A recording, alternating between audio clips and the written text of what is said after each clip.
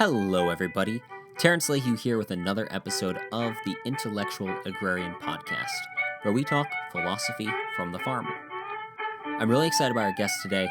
Well, I'm excited about all of our guests all the time, but today we are interviewing Dr. Richard Doc Holliday, who has been a member of the sustainable and organic community for over 40 years as a holistic vet, and is the author of A Holistic Vet's Prescription for a Healthy Herd, as well as the current Senior Veterinary Consultant for Healthier Feeds. He has studied under some of the early pioneers of the organic movement and is kind enough to share some of that knowledge with us today.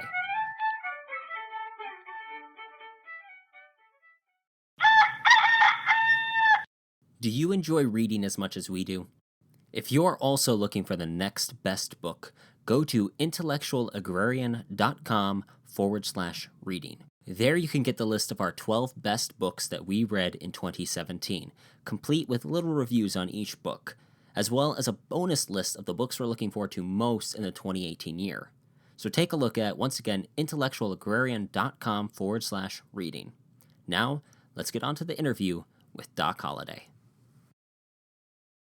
Doc, welcome to the show. Well, thank you. It's a pleasure to be involved. Now, before we get too far down the road, can you give the audience a brief biographical sketch? How brief do you want it?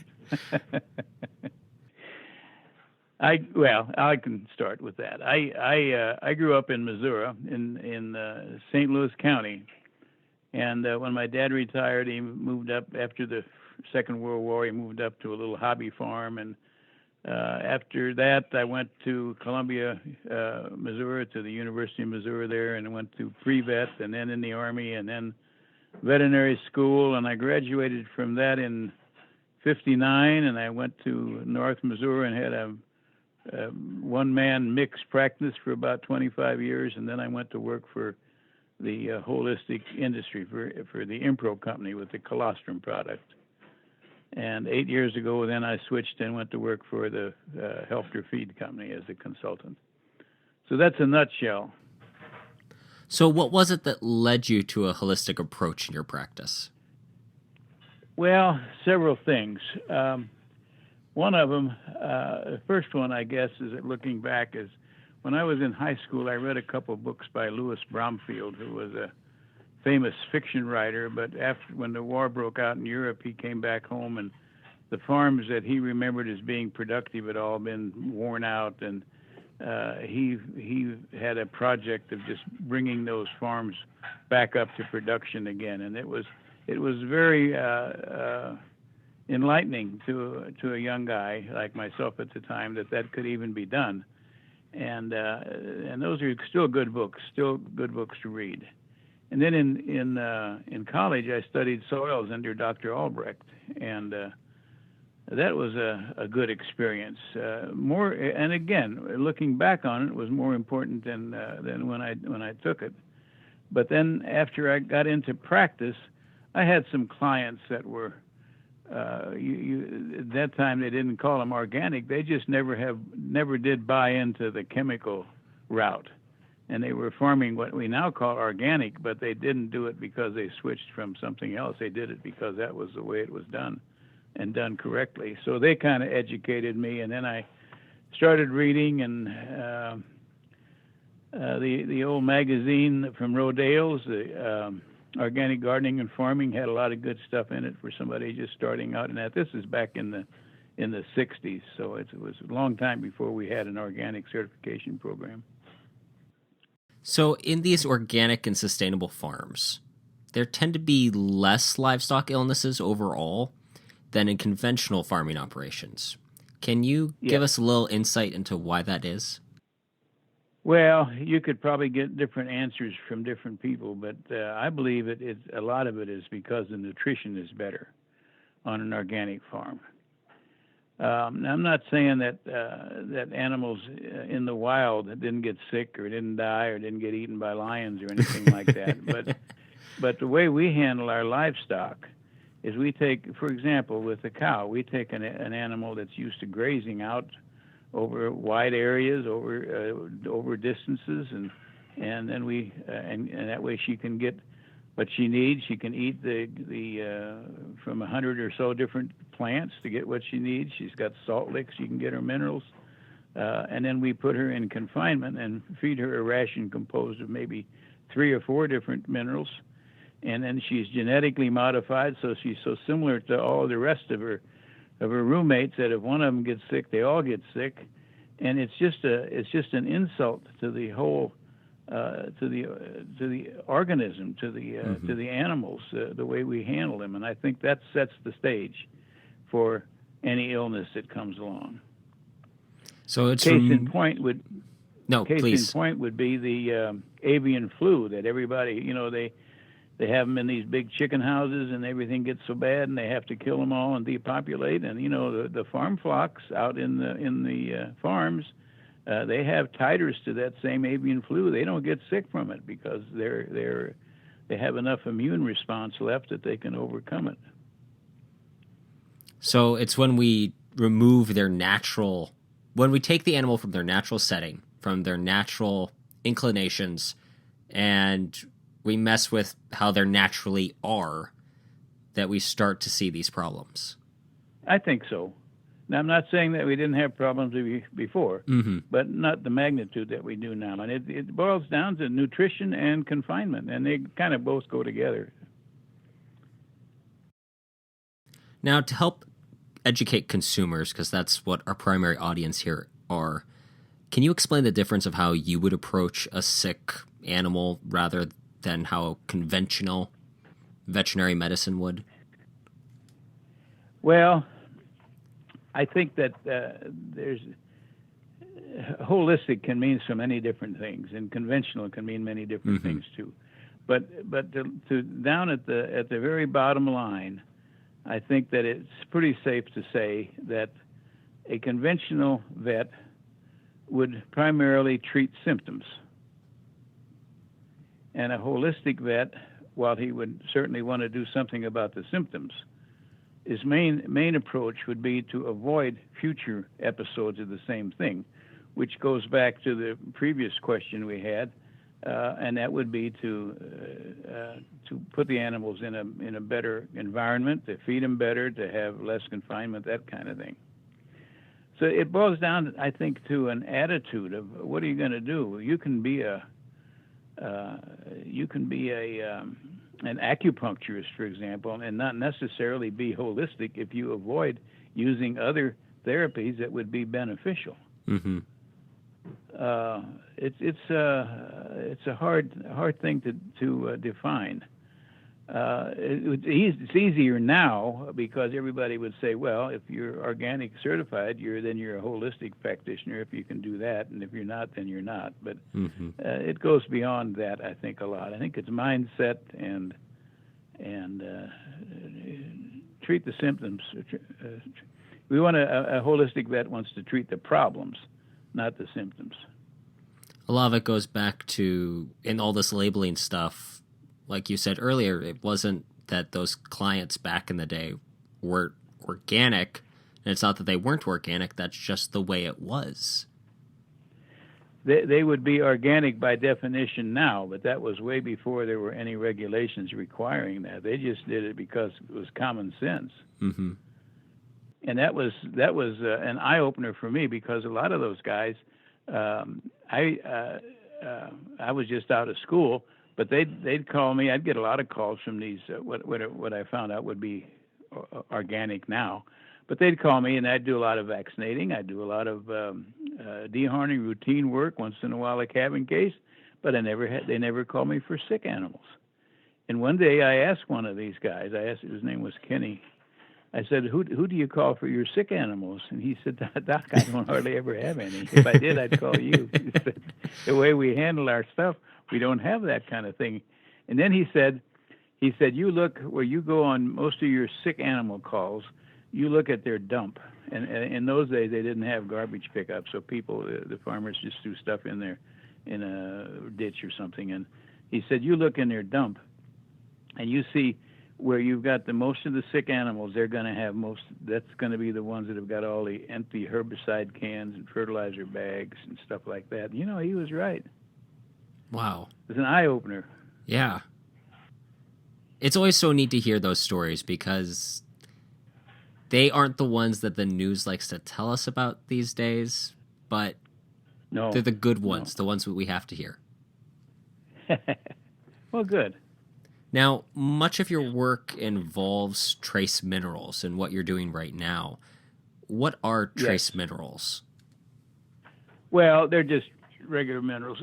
Animals have a requirement for, the new one is probably 20, 25. Probably they require all of them at one time or another. But the major ones, those major or minor or trace, those are just designations regarding the amount of minerals that the animal needs. So a major mineral would be like calcium and phosphorus. That kind of sets the stage for all the rest of them. That has to be balanced. And then you've got magnesium and potassium and sulfur maybe, and they're the kind of blurs because you need less of that, but still maybe a little more than the trace minerals. And then trace minerals, like all the rest of them, that are only needed in very small amounts, just trace amounts. It sounds like making a pie. You have to have a little bit of this, a little bit of that, and then shake it all up. Yep. Now, these are minerals that ordinarily, if the livestock were allowed to just graze naturally in the field, like the bison, let's just use the bison as the example, bison would find their minerals occurring naturally in the environments that they were in. Yes. And that's where confining them leads to problems. That's correct.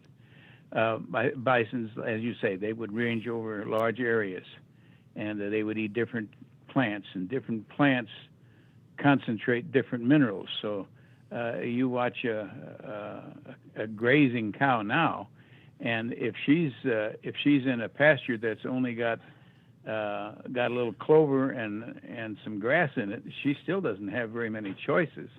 And you watch them, and they'll go to the fence rows, or if they have a chance, they'll get into the woodlots, and they'll eat weeds and anything they can that concentrates those trace elements. And actually, when you think about it, in the right situation, a fence row or a woodlot is kind of the pharmacy for some of these cows, because they can go there and get the things that they need to have better health. I still remember very vividly, I grew up on a organic beef farm, and I remember when the cows were out grazing, every now and again you'd see one trot over to where the trees were, and she'd just nibble on the leaves. And I was used to seeing goats do that. Goats will eat anything, though. But when I was younger, I hadn't thought that, they'll eat leaves. Now, at the University of Missouri, as you said, you had the opportunity to study under Dr. William Albrecht, who was one of the early pioneers in what we now call the organic movement. How have you been able to apply some of the things he taught you? Well, his basic thing was soils, and now there may be others, but as far as my awareness is, he was one of the first scientists that actually elaborated a relationship between soil fertility and health in humans and animals. And he did a lot of experimental work, and that kind of set the stage, because when I have a copy of his book, one of his books called Soil Fertility and Animal Health, and man, it's laid out so plain, and it's not theory; it's what he has observed animals doing, and that did have a profound effect on my thinking after I once got back into practice and could see some of these things at work. And then I'll always remember Albrecht had a saying. He would always give us advice, and he would say, "You want to study the books and observe nature. And if they don't agree, throw the books away." Pretty good advice. Pretty good advice. What was the name of that book again? Soil Fertility and Animal Health. All of his papers and stuff are published now. Acres USA published about, I think there's 5 volumes of his work and research data and everything. Fascinating to read. We'll definitely have to add that into our show notes so that people can look at it if they'd like to. Okay. Now, you are, and I say this with the absolute utmost respect, one of the oldest members in the organic community right now. Yeah, that's what I heard. Congratulations. Well, thank you. What would you say is one of the biggest changes you've seen in organics and sustainability during your career?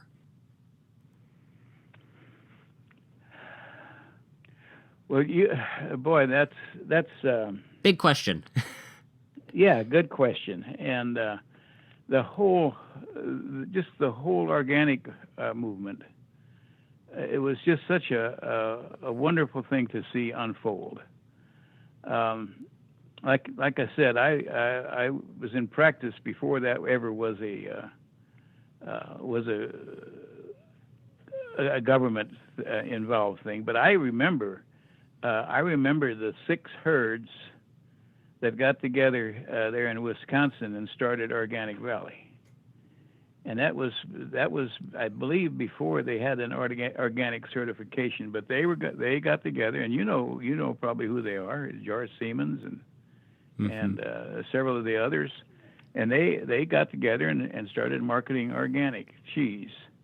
And I thought that was so great because these 6 farms, I think they had less than 300 cows in the total, but they were innovators, and it's just to watch Organic Valley grow and to see the rest of the whole industry grow, the awareness of people of the value of clean food, and we're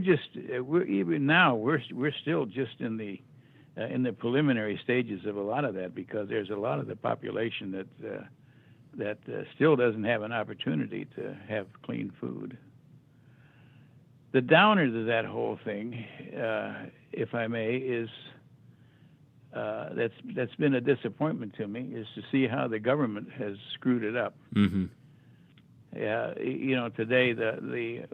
Today or in recent weeks now, one of the food companies has actually sued the government to make them enforce their own regulations. Now, what kind of a deal is that? I mean, mm-hmm. when they won't, and that's why the NOSB, I think, is just it just got out of hand, as it frequently does when government gets involved. But it's gratifying to see that the core belief, the core knowledge that it's the soil that's really important, and to take care of the soil and take care of your animals, and those people. They are a good organic, quote unquote, a good organic farmer, dairyman. He was making money competing in the regular economy with other dairymen even before organic certification and the bigger prices, because the inputs were less. And I think they could still do it again.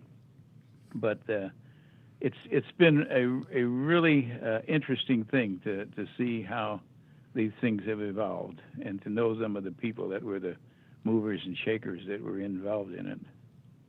It was really interesting you brought that up, because we just had Jim Riddle on the show recently. Oh, sure. And he was talking about that. The hydroponics is a big thing coming up. Again, organics is based on soil. That implies that there's dirt involved. That's right. There was one of the people that wrote good books years ago. Maybe you've heard of Sir Albert Howard. Yes. He wrote. He's kind of really the father of organic agriculture in a way. He was the one that inspired Rodale's to publish the Organic Gardening. But he had a saying. He said, "Let's see, the health of the soil, the plant, animals, and man is one and indivisible." Mm-hmm. And it's so true. You can't separate it. Yeah, and that's what they're doing. And I have no doubts that if they don't do something different with that NOSB thing, they'll approve laboratory-grown meat as organic. Ugh. Well, think about it. How is that different than hydroponics? Mm-hmm. That's the thing. It's the exact same, and that's why I'm glad to see.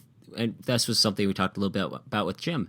The community in organic agriculture is very strong, very vibrant, and very vocal. Mm-hmm.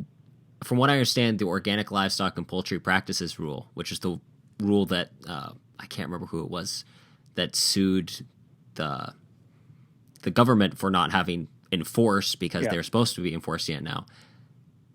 That has gotten the most amount of public comments.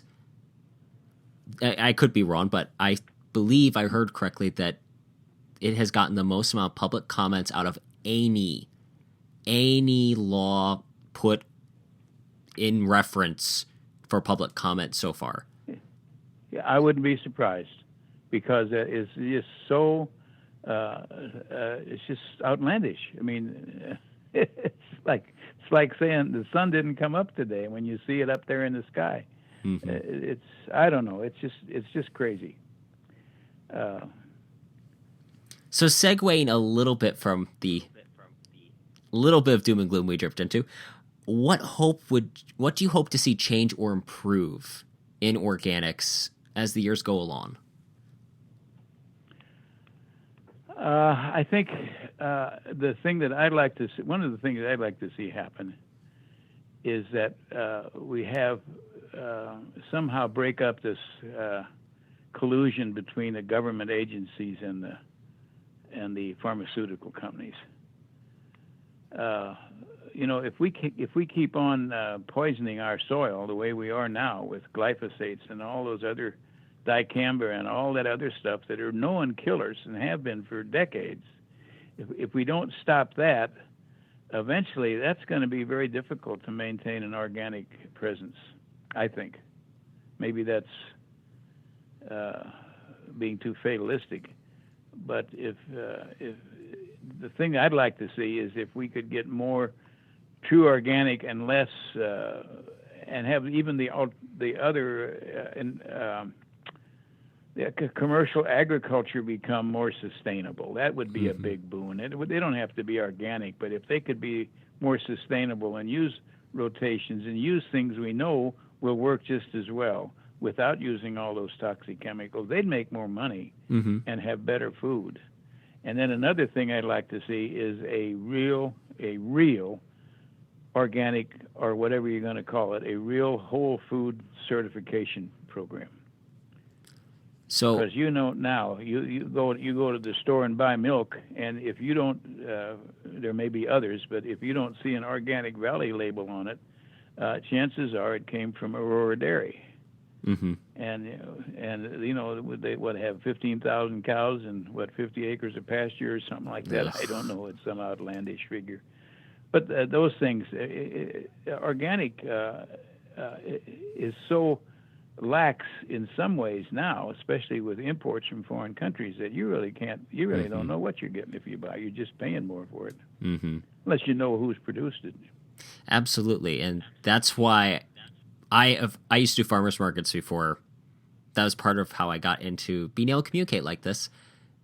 I always just tell people the point is to know your farmer, and the organic seal is an excellent way of being able to feel some security in that if you can't know the farmer, because at least you know there's a certain minimum degree of traceability, but that still can't replace the relationship you have with an actual farmer. No, that's true, and that's another end result of getting more organics available, where you could have it around there and you know where people are and who's doing what, and that's really the best way. There's no reason to ship vegetables all the way across the country if you can buy them locally. And just a quick little side comment on commercial agriculture becoming more sustainable. As a note of encouragement, as I'm an organic inspector on the side, and I've inspected several new people this year becoming organic who have been doing conventional agriculture, and they've actually been excited about the idea of taking things that they'll learn in organics. They'll put like a couple acres in transition and get organic, and then they want to see how it does, and then try phasing maybe not their farm into entirely organic, but at least moving things like cover crops, low inputs, no-till into their conventional production, because they know that inputs are their highest cost. And that's so exciting for me to see that there are a lot of guys who are good businessmen, and they are looking at like, you know what? There's something to it here. Well, if they don't, if society or civilization or whatever you want to call it, if they don't come to a realization pretty soon, we are going to be in bad trouble, no matter how many organic farmers we got, because there are a lot of people out there that need to be fed, Mm-hmm. and you can't do it with I don't think you can do it with GMOs unless you're looking for population control and start killing them off from poisons you're going to give them. Yeah, it's funny. There's an economist that I study, named Nassim Taleb. He has very little to do with agriculture, but he got on Monsanto's bad list because he wrote a paper on using the precautionary principle on GMOs. His findings. He had all the math there, far better than I can explain it. But the principle was GMOs are more dangerous than a nuclear bomb going off. Because GMOs, we do not know the extent in time, what exactly they will do. There could be only the smidgen of something wrong with a GMO, and it could kill you. And it could have a far wider range of effects than, say, a nuclear bomb going off, which we know what would happen and the extent of. Sure. And that brings up the antibiotic resistance problem, too. Mm-hmm. They don't know how many people will die from bacterial infections if this antibiotic resistant thing continues to grow. And I remember, who was it? There was a pork producer that spoke at a conference once. He was called the Pope of Pork. He had said that he had gotten injured. He was farming, raising hogs conventionally, got injured. Bacteria set in from the barn, and none of the antibiotics worked, and none of them worked, and none of them worked. And finally they found one that managed to get rid of it. He's like, wait a minute, I'm doing what now? And he immediately transitioned everything into organic. He's now an organic, sustainable farmer. But it's really scary. We think that we're so smart, making all these things to combat nature. But nature continues to improve where we sometimes do not. Yep. And find ways to work around it. I was reading about a man named Thomas Jukes. He was a poultry specialist back in the 40s, worked for Laterly Laboratories. I think that's SmithKline French. I don't know what it is now, but that was one of the prominent ones. But back, as you recall, back in the 20s or early 30s, Fleming in Sweden discovered penicillin, and they used that a lot. You know, it was a boon to have it in the World War to treat the wounds and everything. And even back then, Fleming said, use plenty of it. Don't skimp on the dose, because if you use low doses, the bacteria will become resistant. So anyhow, Thomas Jules, I guess, worked at Laberly. He was a poultry specialist, and after they discovered penicillin, there was a worldwide search for other molds that would produce an antibiotic, and one of the samples they got that produced areomycin, which is tetracyclines now, they got that from the University of Missouri Sanborn Field Experiment Station. That was right across the school where I went to veterinary, right across the street from where I was in veterinary school. And areomycin, that was the first broad spectrum, and tetracyclines are still used. And Jules, he took some of the residue from the production of areomycin and fed it to some chickens in his laboratory. And they did so much better. And then he talked to his buddies, and he started sending out samples. And first thing you know, there was a great demand, not for human use, but for chickens and for pigs and cattle and everything, because when they fed that at low levels, they could they were healthier, or they were less of them died. They didn't get sick as easy, and they grew faster. And then you could put them in confinement and not have to worry about the transfer of disease. And that one act of that man, that innocent act of a scientist getting something that would ostensibly be good for humans, Just think what it's resulted in these calf goes and confinement operations and antibiotic resistance and all kinds of things, just because we take a scientific principle and we misuse it. Mm-hmm. I thought that was so interesting, especially because of the Sanborn Field was an experimental station there. It still is since the 1880s or something, when they first started keeping track of that plant growth and fertilizer thing.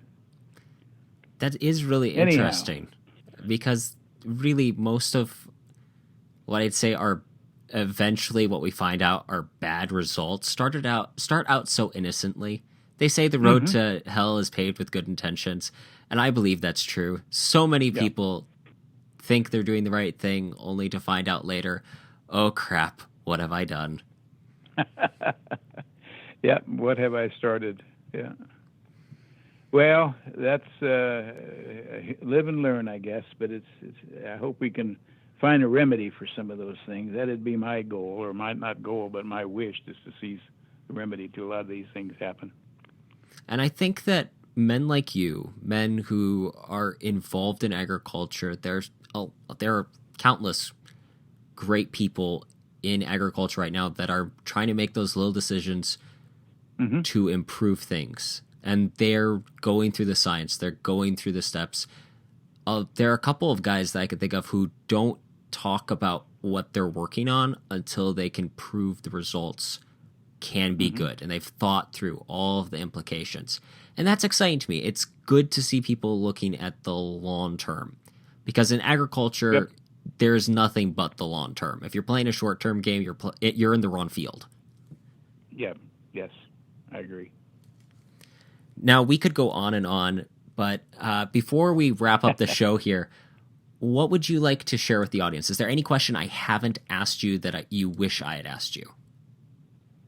I don't think so. I think that we've covered the